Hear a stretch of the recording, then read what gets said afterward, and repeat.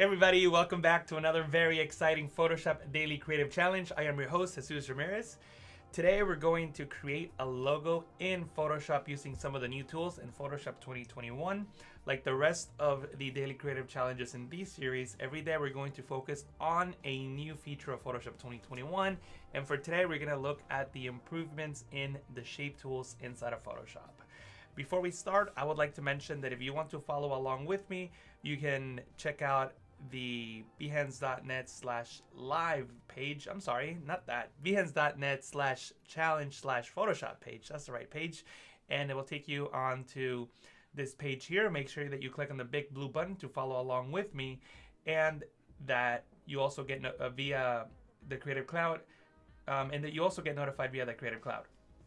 But you can scroll down and make sure that you go into the November 13th box and click on Get Started so that you can download the starter PSD. It'll be a file that looks just like this. It's just a simple sketch of a banana. And why a banana? Well, you guys, if you have been watching for a while, you probably know that I always have a banana in my Photoshop toolbar, as you can see there. And I believe it was Sean, someone in the chat, called it the Adobe Banana Crew ABC. So we're gonna make a logo for our little crew here in Adobe Live for the Banana Crew. If you wanna add a banana to your toolbar, you can go into Edit, hold Shift and click on Done, and Photoshop will add a banana on your toolbar. If you want to remove it, you can hold Alt instead of Shift when you click on Done. But yeah, that's how this works. So we're gonna first take a look at some of the improvements in Photoshop 2021 when it comes to the shape tools, and then we'll move on to designing the logo. So what are some of the new features? If you click on the vector tools here, right under the rectangle tool, you'll see, first of all, a new triangle tool. And when you click and drag, you'll create a triangle. I have shape selected in my options bar, which allows me to apply a fill and a stroke. And I can obviously change the stroke width by adjusting the controls in the options bar. But even better, from the properties panel, you also get more controls, or the same controls but just in a different panel. I should mention that. And you can click and drag on this icon to round off the corners like so. So this gives you more power over how you can make adjustments to your shapes. Also brand new in Photoshop 2021 is this control that you see here, this overlay across the shape, over the shape. You can click and drag and you can round the shape as well with this little dot. You can click and drag it. And that is also true for other shapes inside of Photoshop. For example, if I were to create a square, I can also round the corners off with that new point. See that? I can just click and drag it. And actually there you go. Now I got it. You can click and drag it to round off the corners. And you can of course do it from the properties panel as well. Another cool feature in Photoshop 2021 is the line tool.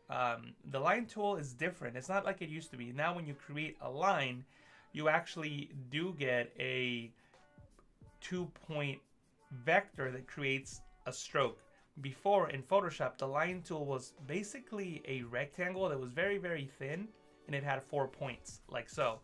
But now the line tool is 2 points, much like Illustrator, so you can control it much, much better. When you select the line tool, you'll see that there's 2 points. There's 1 point here, and I can adjust it and drag it. See, just 2 points. Again, before we were looking at 4 points, creating just a very narrow rectangle, and that was the line. So now Photoshop uses 2 points, just like Illustrator. I think it's a great improvement and a needed one as well. So the other thing that is new, or a little different I should say, is the polygon tool, which allows you to create a polygon.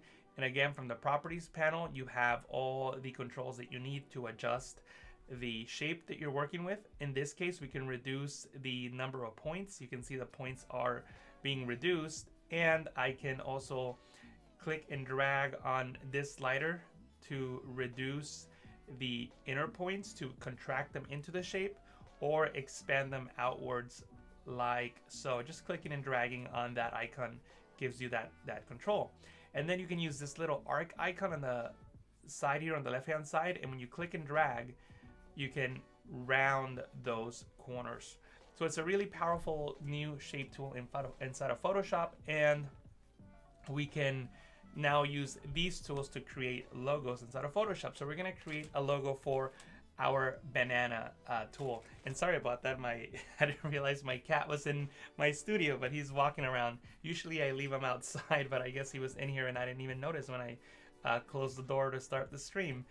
But I hope he doesn't pop up onto the table and start wanting attention. But there he is, he's right behind me trying to, oh man, he's jumping, he just jumped on the windowsill. But anyway, we're going to select the pen tool now, and actually, to be very clear, I'm going to select the curvature pen tool, which allows us to trace over a sketch very, very easy, much easier than the regular pen tool in my opinion. And the way that this works is that you can create a shape like so. I can create this point here, this one there, and I can just follow the shape of the banana, but it doesn't have to be precise. Notice I'm just being very loose, like so. And once I complete the shape, and actually I wanted a shape, not a path, so let me just undo that, and I'll go on the drop down and make sure that I select shape, because I want a shape. So now I can create that loose outline around the banana, and then I can come back in there and fix it. I can double click on the point to create a corner, and I'll do that on these 2 points, and I can hover over the edge and click and drag to make adjustments like so. And I think that this is a much easier way to work with the curvature pen tool than the regular pen tool. So I can just adjust these points accordingly. And obviously I don't have to be perfect for this. One advantage of using the curvature pen tool over the regular pen tool is that when you have a point selected, like I do here, and let me zoom in so that you can see. So I've selected one of these anchor points. I can just hit the delete key or the backspace key, and it disappears and it keeps my shape. If I were using the pen tool, when I select a point, let me actually select the point. If you have a point selected and you're in the regular pen tool, when you hit backspace, it breaks that path. So that's why I prefer the curvature pen tool when deleting anchor points, is because I don't delete them by accident, or you can't really break the anchor point, I should say.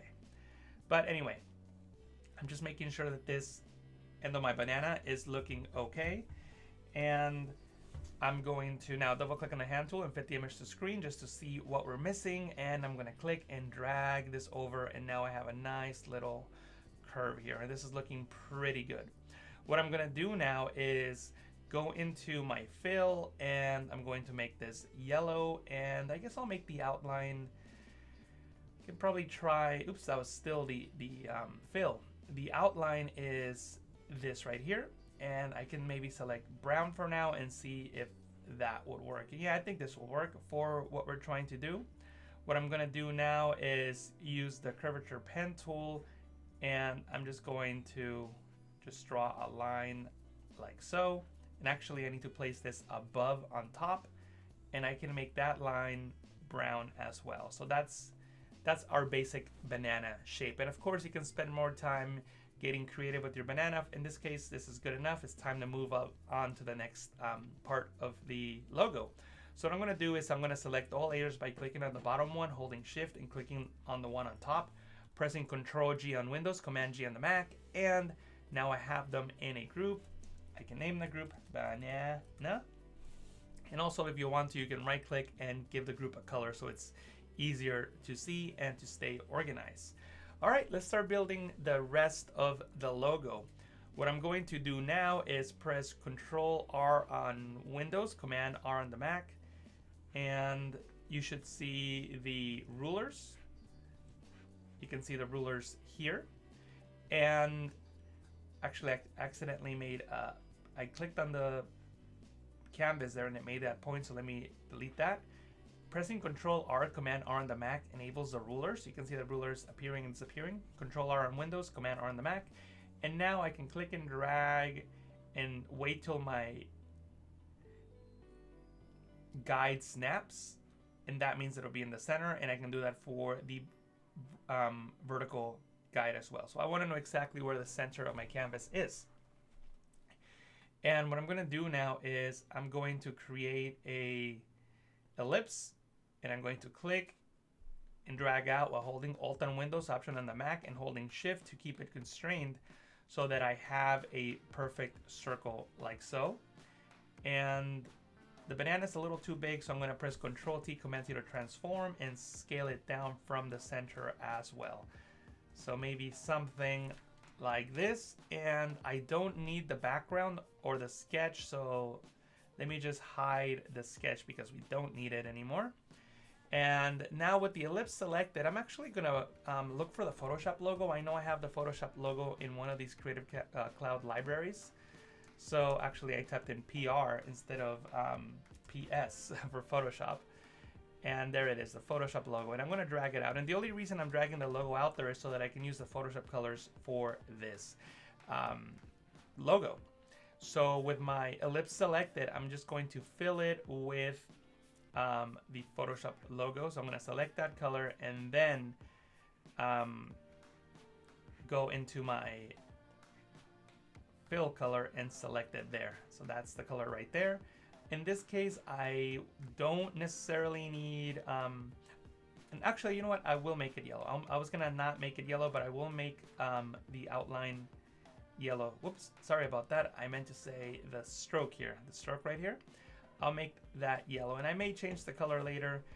I changed my mind. We're gonna make it orange.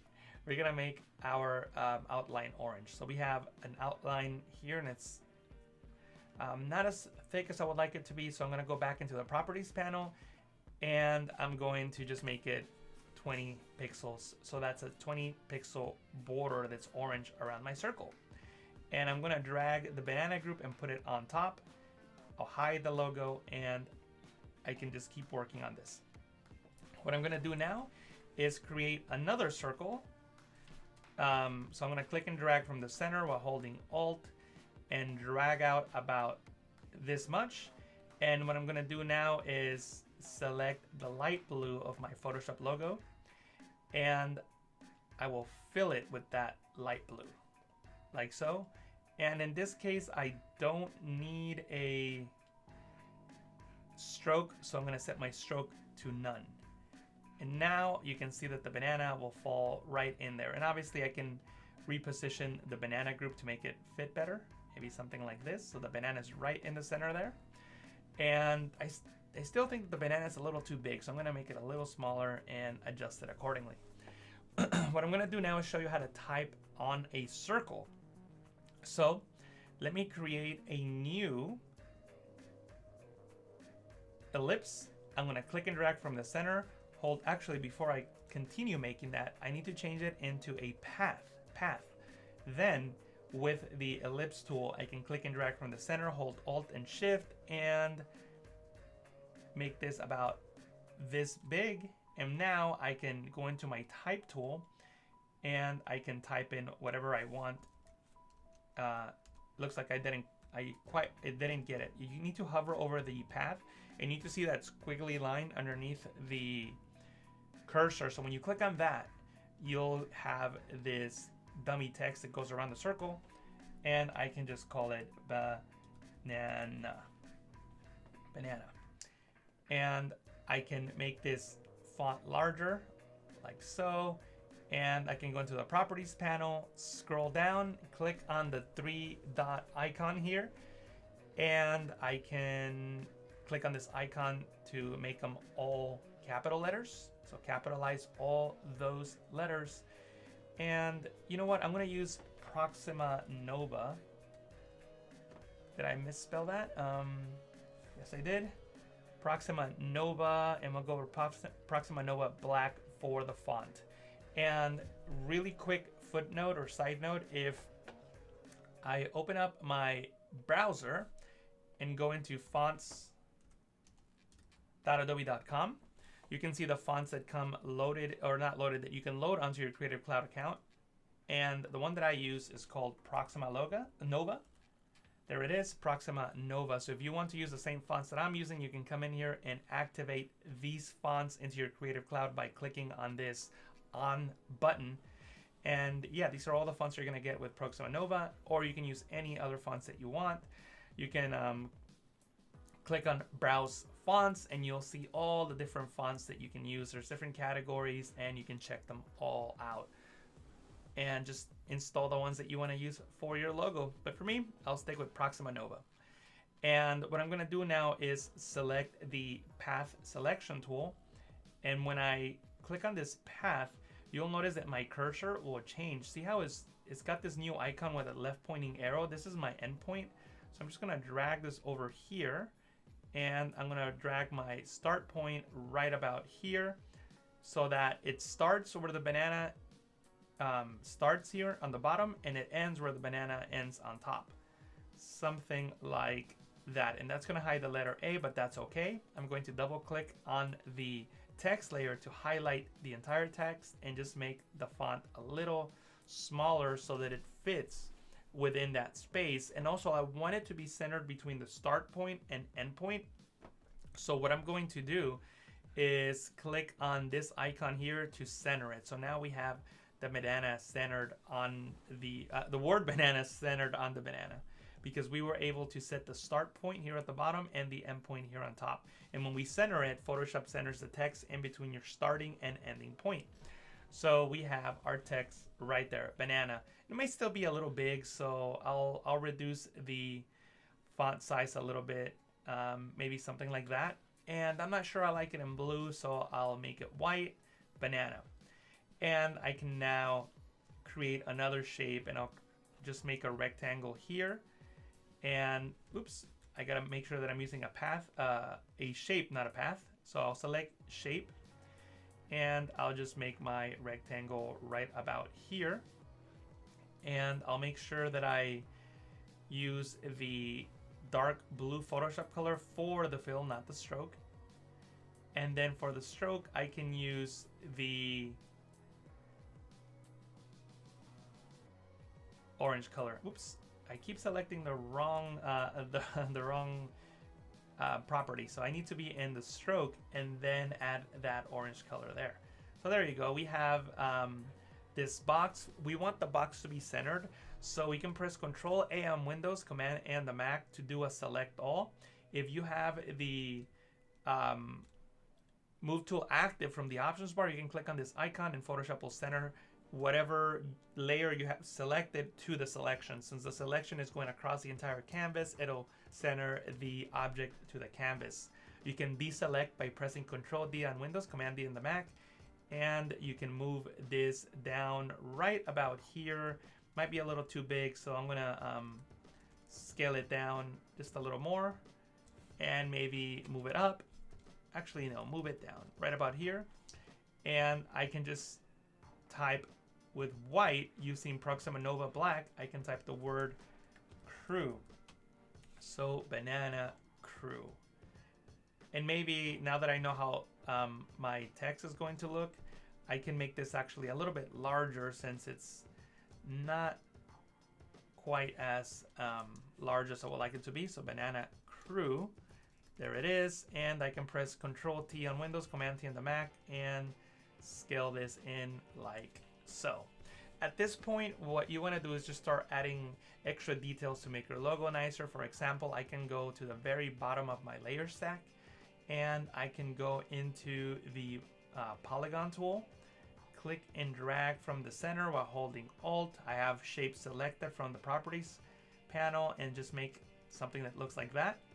And I will not have a stroke, but I will have a fill, and the fill will be the same Photoshop blue that we've been using. And I can come in here and reduce the number of sides and then bring them in right about here like so, and I can round them up a bit. So that creates that nice little effect around my logo, which I think looks pretty good. I may even make this a little bit larger. Oops, wrong layer. This layer here. Just make that just a tiny little bit larger, and I think that looks pretty good. What I'm gonna do now is maybe add another ellipse here. You see how this ellipse has no stroke? I'm gonna add one more ellipse. So I'll press Control J on Windows, Command J on the Mac to duplicate that ellipse. And I'm just gonna make it just a tiny little bit smaller. And what I'll do is I'll remove the fill, but I will add a stroke with that Photoshop blue, and we get that effect that you see there. And maybe that's a little too thick, so I can make it like 15 pixels or something like that, and I think that looks a little bit better. But as you can see, I'm just adding all these extra elements to make my logo look a little nicer. One other thing that I may want to do is with the rectangle. I can press Control J on Windows, Command J on the Mac, and I can now make the stroke on this rectangle blue. So I'll remove the fill, I'll make the stroke blue, and I'll make sure that this stroke goes outside of the canvas here. So let me just press Control T, Command T to transform and just come out a little bit like so. And actually, you know what? I think I went about this the long way. There's actually a shorter way of doing this. So what I'm gonna do instead is on this original rectangle here, the one with the blue, with the orange, I'm really not gonna make that orange. I'll make that one blue as well, and then this one I can make yellow. And this actually, it'll give me the same result, but it's easier to control because now I can just make the orange smaller. And it creates that effect that you see there. We can get that blue outline, and it's much easier to do, like so. So I'll press Control semicolon to remove, or not remove, to hide the guide. So we're hiding the guides by pressing Control semicolon. And at this point, what I'm going to do now is just work on the balance of my logo. I think it's not balanced correctly. I think that the banana is just not in the right position. So I'll make it a little bit larger and maybe bring it down a little bit like so. And I think this works much better. And we don't need the Photoshop logo. So let me just put all this into one group so that we can control it. Control G, Command G on the Mac. And I'm gonna open up this banana layer and I'm gonna select the banana sketch. And if I press Control Shift and the left bracket key, it'll push that layer to the bottom of the layer stack. So Control Shift left bracket, Command Shift in the Mac left bracket, and it'll place it down at the bottom of the layer stack inside of that group. So I just dragged it down outside of that group so it can be outside of it, and that way we can see the original sketch and the logo. So as you can see, it's fairly easier now to adjust vectors in Photoshop. Illustrator's probably obviously still better at dealing with vectors, but Photoshop has improved a lot within the new release of Photoshop 2021. The live shapes work great, and you have these on-screen overlays that allow you to easily round off corners, which is fantastic. So make sure that you take advantage of this new tool. If you want to follow along with me or show me what you came up with, you can go into the behance.net/challenge page, behance.net/challenge/Photoshop, and go into the community chat. That will open up Discord, and I already have it open right over here. And right up above my head, you should see the current challenge tab, and you can see the work that we've been creating. So make sure that you submit your work. I would love to see what you come up with. I'm here. All the Adobe mentors are here. Sam, Voodoo Val, Tim, Claudia from Print My Soul is in here as well. The Adobe team, Gus, Chad. So make sure that you come in and check out what people are submitting, or post your own work and post your questions. Talking about posting your work, if you submit your project into Behance by creating a project, make sure they use the hashtag PS Creative Challenge, PS Creative Challenge, so that you can have an opportunity to have your work featured on this gallery. As you can see, this is my last set of DCC projects on September 15. This one was done by Carrie Jacobson, and Carrie did a fantastic job in not only creating the projects but in displaying them and she was featured on this gallery. So if you want to have an opportunity to be featured, make sure they use the hashtag PS Creative Challenge. Same thing if you're doing the XD Daily Creative Challenge or the Illustrator Daily Creative Challenge, you need to use the corresponding hashtags so that you can have those projects featured in here as well. Anyway, thank you so much for watching. I really appreciate you being here with me. I'll be back again tomorrow for another Daily Creative Challenge. I hope that you enjoy this challenge, and I look forward to seeing your logos. Thank you so much, and I'll talk to you guys very, very soon. Bye.